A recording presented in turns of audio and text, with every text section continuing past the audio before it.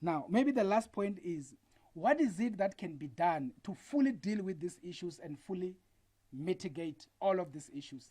Let me put it this way. One of the things that we always say, and it is not just that it is said, we are actually in the process. And we've been talking about the process. But I think you will know in South Africa, procurement processes are very much laborious, and they need to be done by the book before you have some issues around this particular issue. Now, we talk about the fact that we procured drones. Now, what is going to be the key purpose of the drones? The key purpose of the drones is to be deployed on air, and they're going to be assisting us to be able to have a full surveillance of the vulnerable segments in the border law enforcement area. And that becomes critical for us to be able to even have a full appreciation of what we are dealing with. Because I can tell you now, one thing that is very real, Zeneko, is we identify this as a vulnerable area. We deploy the border guards statically here.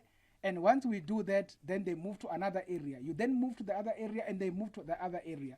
And that is why when you have the full deployment of the drones, you are able to pick up all the movements, and you are able to do better response in terms of mitigating. So that is what we are looking at as one of the key issues to deal with those issues.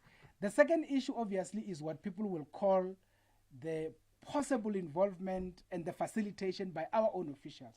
And that is why in these instances, we've also moved to procure the body cams. The intention of the body cams, obviously, is that every official, when they interact with travelers, whatever their interaction is with the travelers will be on audio as well as on visual. And that particular footage is actually being observed off-site, and the individual will not even be able to switch those cameras off once they do the work.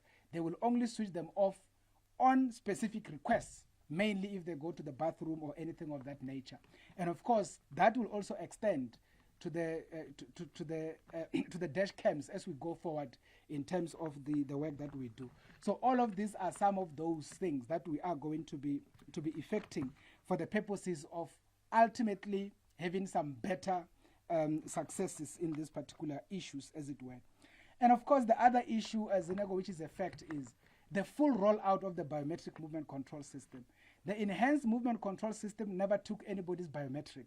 So in those instances, we had a lot of people that could easily walk in with a passport, probably with somebody that they look the same, and on that basis, they get facilitated. So hence now, putting in the fingerprint then links the person to the actual movement, and on that particular basis, we should be able to start intercepting those particular individuals who might be wanting to take chances in as far as these issues are concerned. So all of these issues are the things that we should be able to effect.